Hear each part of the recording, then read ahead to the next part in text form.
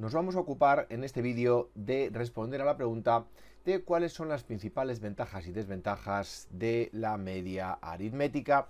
Y para responder a esta pregunta vamos a utilizar una pregunta tipo test del primer nivel de la certificación CFA. Nos encontramos dentro del módulo de métodos cuantitativos y dentro de la lectura de medidas estadísticas de la rentabilidad de los activos. La pregunta es la siguiente. En estadística, dentro de las medidas de tendencia central, nos podemos encontrar con mediana, moda y media.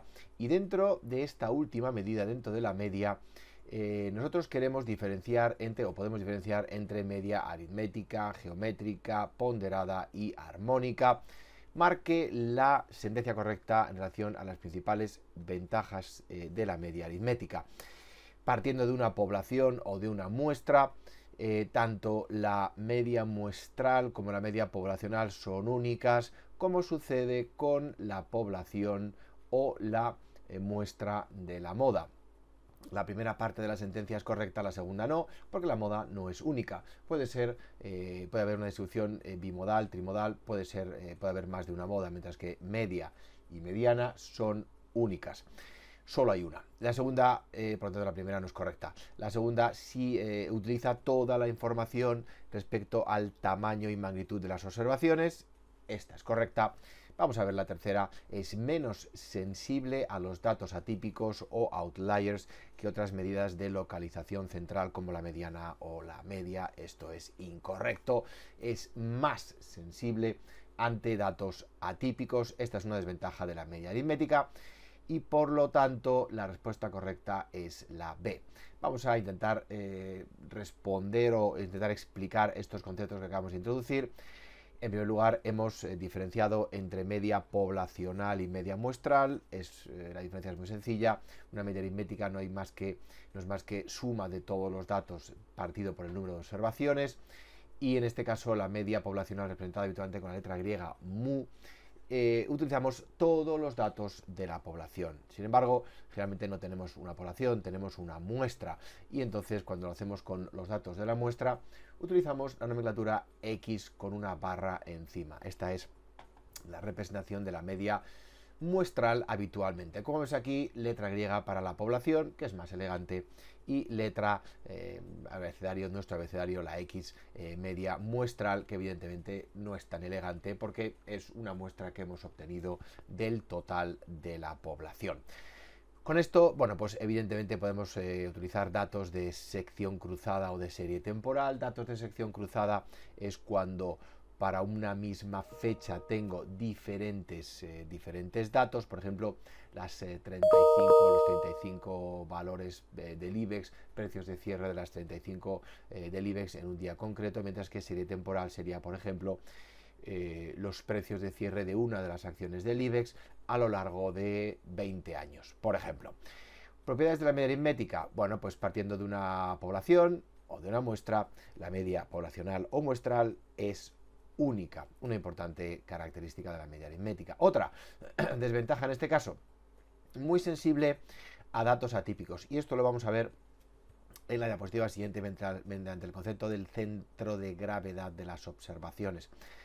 Ventaja, que utiliza toda la información referente al tamaño y magnitud de las observaciones, cosa que evidentemente la moda no utiliza, por ejemplo.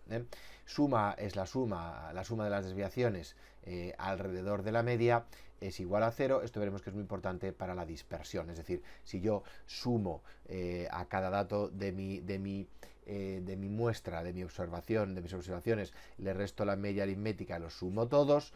Aquí podemos ver el desarrollo matemático, cómo sería, me va a quedar siempre 0. Y esto es un desarrollo importante que tenemos que tener en cuenta cuando hablemos de la desviación típica. Por último, centro de gravedad. ¿Por qué es tan sensible a los datos atípicos?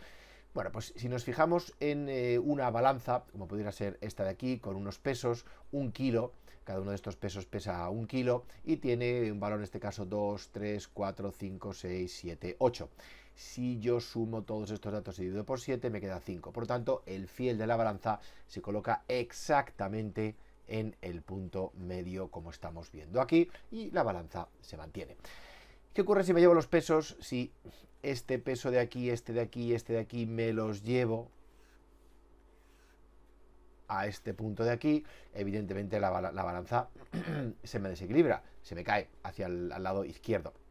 Y por lo tanto, lo que tengo que hacer es mover el fiel de la balanza hacia la izquierda para que se equilibre. Bueno, pues si nos fijamos ahora, si sumamos todos los datos, 1, 1, 1, 2, 3, 4 y 5, y lo dividimos por, en este caso una pequeña errata, lo dividimos por 7, calcule usted, nos da 2,4. Por tanto, si hay mucho dato atípico hacia la izquierda, la media se nos desplaza hacia la izquierda. Si hay mucho dato atípico a la derecha, como estamos viendo aquí, donde lo que hemos hecho es que este peso y este peso de aquí me los he llevado al punto número 9.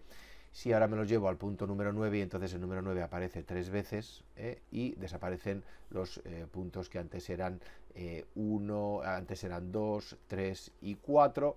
Estos desaparecen y aparece 3 veces el 9. Divido por 7 y me queda 2,6. Por lo tanto, se desplaza hacia la derecha para que ahora el fiel de la balanza esté en el medio y equilibre la balanza, evidentemente se me desplaza hacia la derecha. Conclusión, si hay mucho dato atípico hacia la izquierda, la media se desplaza hacia la izquierda. Si hay mucho dato atípico a la derecha, la media se desplaza a la derecha. Por lo tanto, la media aritmética tiene un problema y es que es muy sensible ante datos atípicos. Y esto lo hemos visto mediante el concepto de centro de gravedad. Y hasta aquí esta pregunta tipo test del CFA nivel 1, en el que hemos intentado responder a la pregunta de cuáles son las principales ventajas y desventajas de la media aritmética.